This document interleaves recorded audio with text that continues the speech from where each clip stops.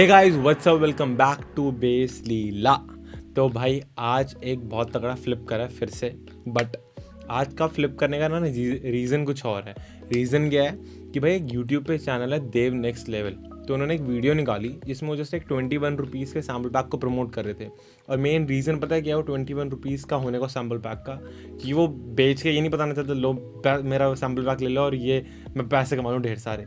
उस main project का main reason ये है कि वो एजुकेट करना चाहते हैं लोगों को कि भाई सैम्पल पैक खरीदने की हैबिट बनाओ। क्योंकि इंडिया में मैंने स्पेशली देखा है सब पायरेसी की तरफ भागता है, भाई चुरा लो। अगर जो बंदा अफोर्ड भी कर सकता होगा ना वो भी सोचता है चुरा ही लो, क्योंकि फ्री में तो हर कोई बंदा चाहता ही है, भाई फ्री की चीज़ तो कौन छोड़ता है। तो फ्री में जाके ले लेंगे, जबकि वो फ्री नहीं है, वो चोरी है। कैसा लगेगा भाई अगर आपकी दुकान से मैं जाके कोई सामान चुरा लूँ, होगी ना वो चोरी, वो भी वही चोरी है। और लोगों को एजुकेट करने के लिए उन्होंने जस्ट एक 21 रुपीज़ का सैम्पल पैक निकाला। इससे एक आदत लगाओ कि भाई सैम्पल पैक को खरीदना होता है, पायरेसी जाके टॉरेंट नहीं करना होता। तो भाई शुरू करते हैं। आज उसी सैम्पल पैक से मैंने बहुत तगड़ा फ्लिप बनाया और एक बार सुन के देखते हैं कि वो कैसा तगड़ा फ्लिप बनाया। एक बार सुनते हैं, सुनो।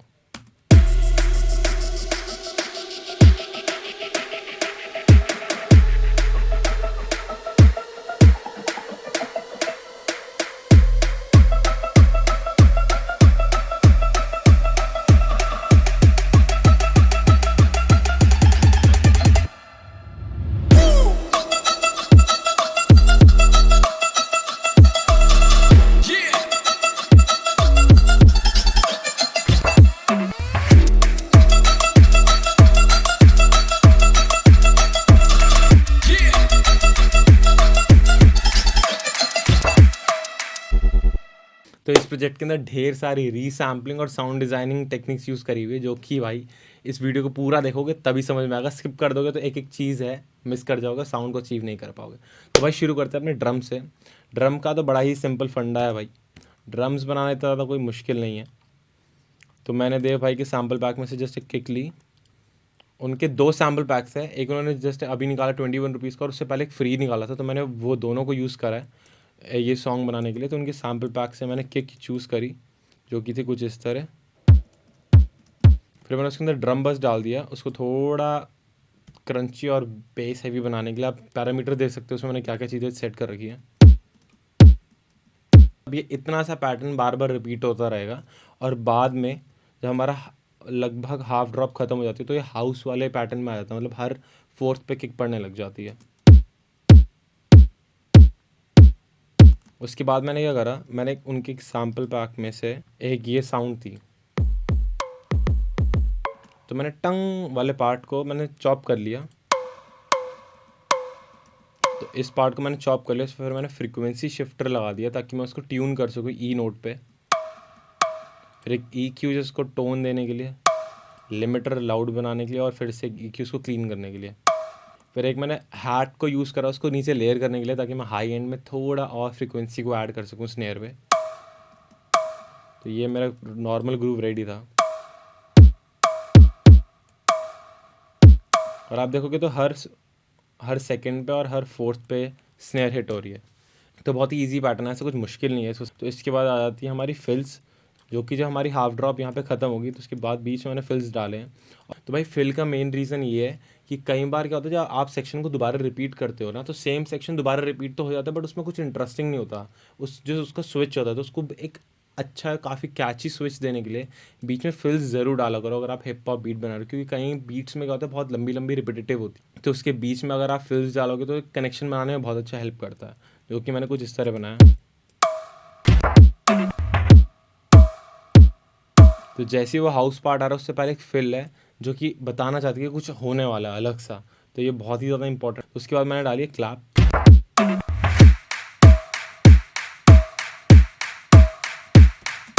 और स्नेयर, जो कि काफ़ी ज़्यादा प्रिकर्सिव सी है, और उस पर मैंने फ्रीक्वेंसी शिफ्टर ला के उसको ट्यून कराया। फिर एक ई क्यू जिसको टोन देने के लिए, तो एक रेगे टाइप बीट बना दी उस पर्टिकुलर पोर्शन। और फिर हमारी राइड्स,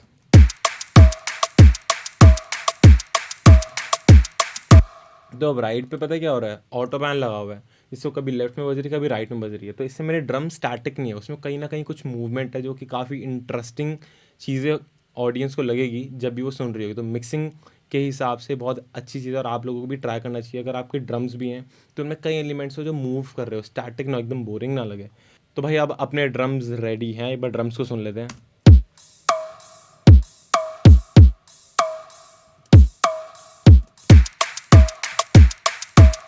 तो बेसिक ड्रम रेडी हो गया। अब मैंने डाली 808। अब 808 बनी कैसे, सबसे पहले मैं वो बताता हूँ। तो मैंने सीरम लिया, सीरम खोला, और सीरम खोलने के बाद देव भाई के सैम्पल पैक में ना कि फर्स्ट 808 थी, तो मैंने इस 808 को उठा के सीरम के ऑसिलेटर में डाल दी। तो बेसिकली होगा क्या कि जैसे आपको पता है ना, एक वीडियो बहुत छोटे छोटे फ्रेम से बनती है। एक पूरी वीडियो के अंदर बहुत छोटी छोटी इमेजेस होती है जो एक पूरी वीडियो को बनाने में हेल्प करती है। बेसिकली वो बिल्डिंग ब्लॉक्स है उसके।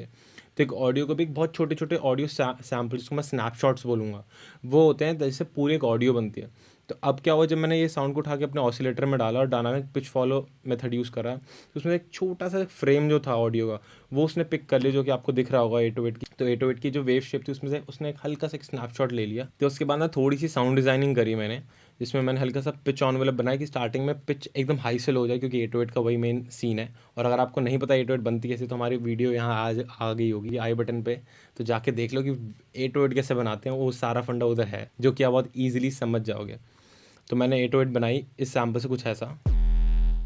फिर मैंने उसमें डाला मल्टी बैंड कंप्रेशन।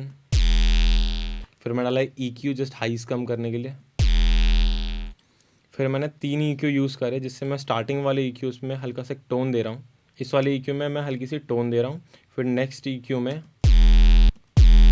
मैं 100 हर्ट्ज़ के अराउंड थोड़ा बूस्ट कर रहा हूँ, और फिर देन लास्ट EQ में हाई एंड कट कर रहा हूँ। और फिर मैंने क्या करा, इसको फ्रीज़ कर दिया, मतलब इसकी वेव फाइल रेंडर कर ली और उसको फिर से एबल्टन में डाल दिया यहाँ पे। और जब जब किक आ रही थी तो मैंने ऐसे फेड्स दे दिए, और फर्स्ट 808 में मैंने फेड आउट भी दे दिया, ताकि मेरी फटाफट 808 डाई आउट हो जाए। तो वो कुछ इस तरह साउंड कर रही थी।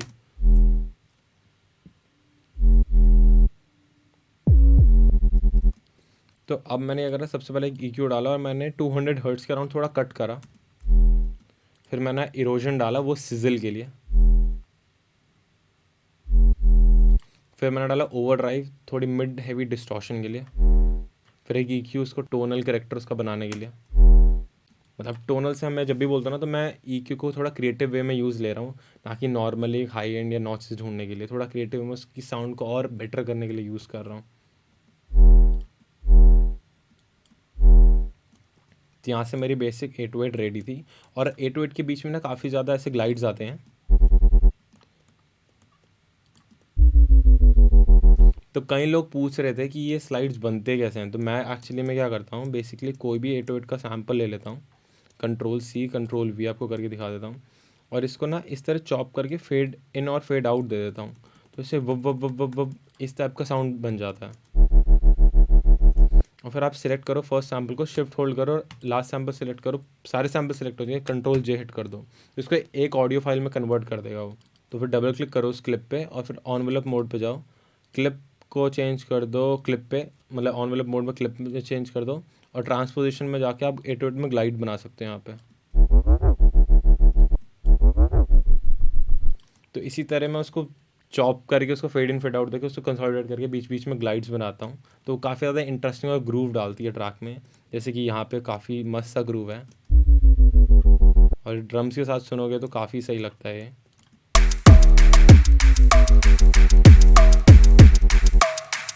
तो भाई अब अपने नेक्स्ट पार्ट पे आ जाता हूँ, वो कि जो कि है फिल्स। तो उन्हीं के सैम्पल पैक में से मैंने हे हो इस टाइप के जो सैम्पल्स थे वोकल्स के, मैंने उसको चॉप कर लिया, और मैंने हर स्टार्टिंग में जब भी किक हिट होती है हर बार की, तो मैंने उस पर डाल दिया।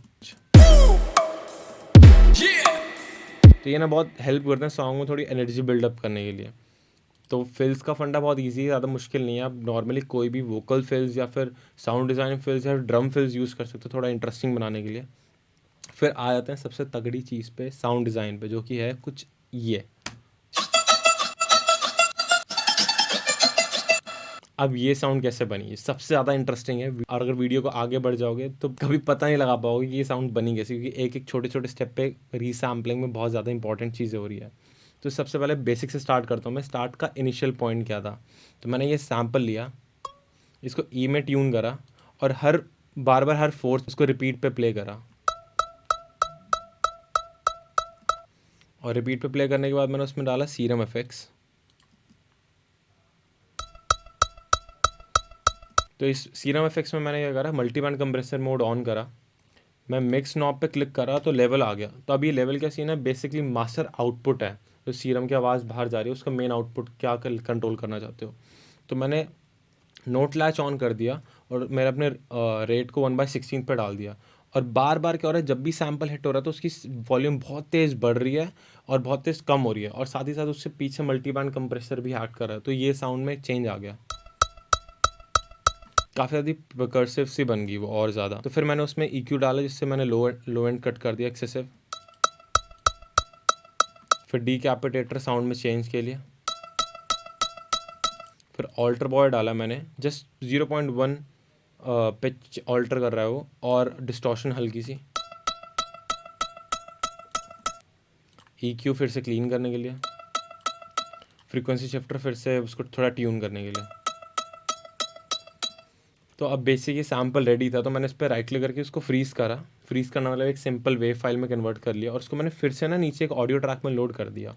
तो अब इसको बोलते हैं रीसैम्पल, कि मैं उसको सैम्पल बनाया एक, और फिर उसको दोबारा एक ऑडियो ट्रैक में डाला और उस पर फिर से प्रोसेसिंग करी, उस पर फिर से वर्क करा, तो उसको बोलते हैं रीसैम्पलिंग, बार बार सैम्पल को सैम्पल करना।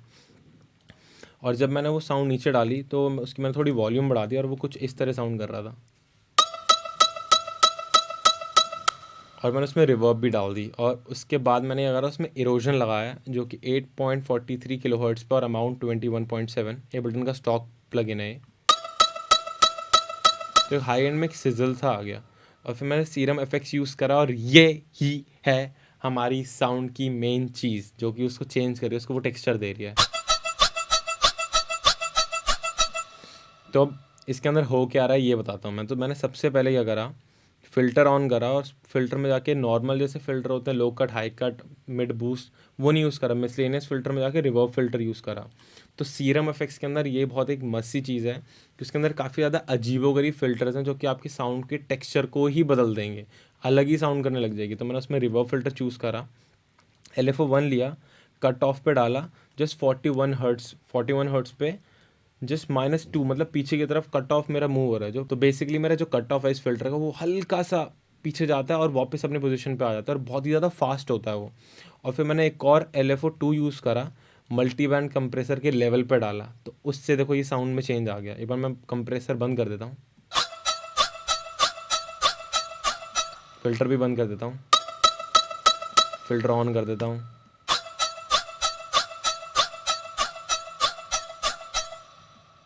फिर मैंने कंप्रेसर डाला,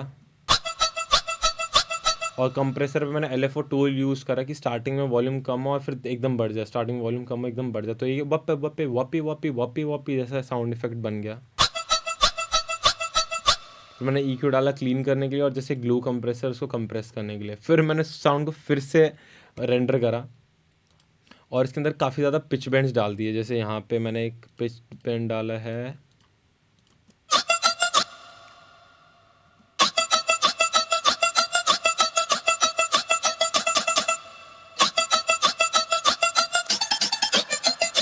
जो बीच में साउंड आ रही है वो बेसिकली ये वाली साउंड्स। अब ये बनी कैसे, तो मैंने क्या करा था, ऊपर मैं एक चीज़ बताना भूल गया कि मैंने पिच में ऊपर भी चेंजेस करे। तो बेसिकली अब ये साउंड्स बनती कैसे हैं जो बीच में फास्ट फास्ट हुआ। तो मैं सैम्पल को लेता हूँ, शिफ्ट होल्ड करता हूँ, उसको थोड़ा स्क्वीज़ कर देता हूँ, जिससे वो काफ़ी ज़्यादा स्क्वीज़ हो जाता है और फास्ट हो जाता है, और मैं इसको चॉप करके कुछ इस तरह बना लेता हूँ, या फिर कभी थोड़ा डिफरेंट पैटर्न यूज़ कर लिया ट्रिपल ग्रेड ऑन करके।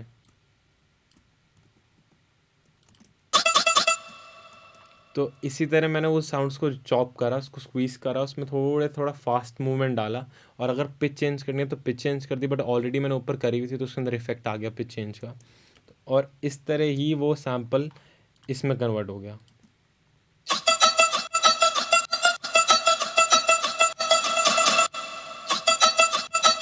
उसके बाद मैंने बेसिक एक मल्टी बैंड कंप्रेसर का प्रीसेट है रिड्यूस एम्बल्टन के अंदर ही, वो यूज़ करा, एक EQ यूज़ करा क्लीन करने के लिए, फिर से OTT यूज़ करा, फिर एक किक स्टार्टर डाला मैंने जो कि हर फोर्थ पे वॉल्यूम डक कर रहा है, फिर हल्का सा यूटिलिटी गेन देने के लिए, फिर एक सैचुरेटर, उसके बाद मैंने डाला सैचुरेटर थोड़ी साउंड को लाउड करने के लिए, फिर यूटिलिटी, और उसकी विड्थ मैंने कम कर दी यूटिलिटी में, ताकि मैं थोड़ी साउंड को मोनो कंपैटिबल बना सकूँ, यहाँ से विड्थ कम कर दी। तो उसके बाद मैंने इसमें रिवर्ब डाली, जिसको मैंने हल्का सा ऑटोमेट कर दी कि हर जब मेरा बार खत्म हो रहा है तो धीरे धीरे उसकी रिवर्ब बढ़ रही है। तो इससे क्या होता है, आपकी जो साउंड है वो एक स्टैटिक नहीं रहती है, आपकी साउंड भी 3D स्पेस में मूव करती रहती है। जैसे मैंने राइट में ऑटो पैन डाला था लेफ्ट राइट, वैसे मेरी साउंड काफ़ी ज़्यादा मोनो से एकदम स्टीरियो में होकर एकदम मोनो में आती है, तो काफ़ी ज़्यादा एनर्जी बिल्डअप करती है ये चीज़। तो ये अपने सॉन्ग्स में, या फिर अगर आप ट्रैप बना रहे हो तो ये बहुत ही हेल्प करेगा। तो यहाँ से मेरी साउंड रेडी हो गई थी, और उसके बाद मैंने एक और साउंड डिज़ाइनिंग टेक्निक यूज़ करी है इसमें, जो कि मैं आपको बताना फॉर श्योर पसंद करूँगा। मैंने एक सैम्पल लिया ये, और इसको मैंने ना एक सिंपलर में डाली एबल्टन में, जो कि कुछ इस तरह प्ले कर रहा था मेरी साउंड, और लूप पे वही सैम्पल प्ले हो रहा है थोड़ी हाई पिच पे। और उसके बाद मैंने क्या है, स्टार्टिंग पॉइंट और जो एंड पॉइंट होता है सैम्पल का, मैंने उसको स्क्वीज़ कर दिया, तो कुछ इस तरह साउंड बन गई मेरी। और मैंने उस टाइम क्या करा था, उस टाइम मैंने ये चीज़ अचीव करी थी, ऐसे स्क्वीज़ करा। उसके बाद मैंने EQ लगाया, एक सैचुरेटर लगाया उसको लाउड करने के लिए, फिर एक EQ लगाया उसको क्लीन करने के लिए, हाई एंड बढ़ाने के लिए। और मैंने इस तरह उसको स्क्वीज़ करता गया जब तक मेरे को ट्यूनर में E नोट नहीं मिल गई, और मैंने उसको ऑडियो फॉर्म में फ्रीज़ कर लिया, और मैंने उसके अंदर पिच में वेरिएशन ला के कुछ ये साउंड अचीव कर ली। तो जस्ट उसके अंदर एक पिच ऑटोमेशन बना रखी है, जैसे मैंने अभी ऊपर बताया कि कैसे आप नॉर्मली ऑडियो को भी पिच में चेंज कर सकते हो, ट्रांसपोज कर सकते हो। तो मैंने कुछ ये साउंड थी मेरी, मैंने पिच चेंज डाल दी उसमें,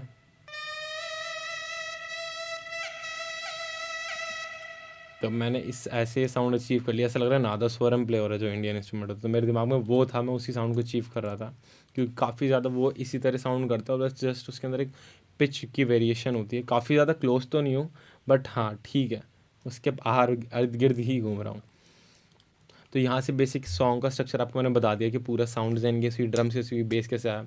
उसके बाद जस्ट एक एफेक्ट्स पे ज़्यादा मैं कवर नहीं करूँगा, तो वीडियो और लंबी हो जाएगी। जस्ट मैंने जो भी सैम्पल्स थे भाई के सैम्पल पैक में, तो उन्हीं को मैंने चॉप करा, जो मेरे लिए परफेक्ट सूट करा था मैंने वो यूज़ कर लिया। फिर कई सैम्पल्स में मैंने काफ़ी ज़्यादा रिवर्ब लगा के उसको फ्रीज़ करके कुछ ऐसे सैम्पल्स बना लिए। तो कई सैम्पल्स जो मेरे को पसंद आए उसमें मैंने एक्सेसिव वे में रिवर्ब लगा के उसको रेंडर करके इस तरह के SFX बना लिए। तो भाई अगर ये प्रोजेक्ट पसंद आया है तो फटाफट सब्सक्राइब बटन ठोक दो, इतनी जोर की ठोको कि हमारी स्क्रीन टूट जाए फ़ोन की। चाहे कोई नहीं, हम फ़ोन की स्क्रीन रिपेयर करा लेंगे, पर आपका सब्सक्राइब बटन ठुक जाना चाहिए। और अगर हमारा कंटेंट पसंद आया है तो हमारी बेसिला यहाँ पे वेबसाइट दिख रही होगी, basila.in, गूगल पे जाके लिखो, वहाँ पे मिक्सिंग मास्टरिंग सर्विसेज और music production related course offer करते हैं। अगर इंटरेस्टेड हो तो जाके देख सकते हो, नहीं तो हम यहाँ पे तो फ्री एजुकेशन बांट रहे हैं, बट जिसको 1-to-1 सेशन चाहिए तो वहाँ पे भी आ सकते हो। और मिक्सिंग मास्टरिंग तो आपको पता ही है। तो भाई अगर आप चाहते हो आपको ये प्रोजेक्ट मिले, व्हाट्सएप ग्रुप में आओ, ज्वाइन करो। अपने लिए नहीं बोल रहा हूँ, आपके लिए बोल रहा हूँ, क्योंकि व्हाट्सएप ग्रुप ज्वाइन कर लो ताकि आप खुद प्रोड्यूसर भी सीख पाओ और प्रोड्यूसर को भी वहाँ इन्फॉर्मेशन दे पाओ या ले पाओ उनसे, जितनी भी आप चाहते हो। ये देखो कार्तिक आ गया, थोड़ा नटखट क्या कर लो सब्सक्राइब भाई, इतना बोल रहा है। हाँ भाई कार्तिक आ गया, सब्सक्राइब बटन दब जाना चाहिए, और उसने फुल एकदम लाल टी-शर्ट पहनी है, तो ठोक दो जोर की सब्सक्राइब बटन। और मिलते हैं नेक्स्ट वीडियो में, बाय बाय।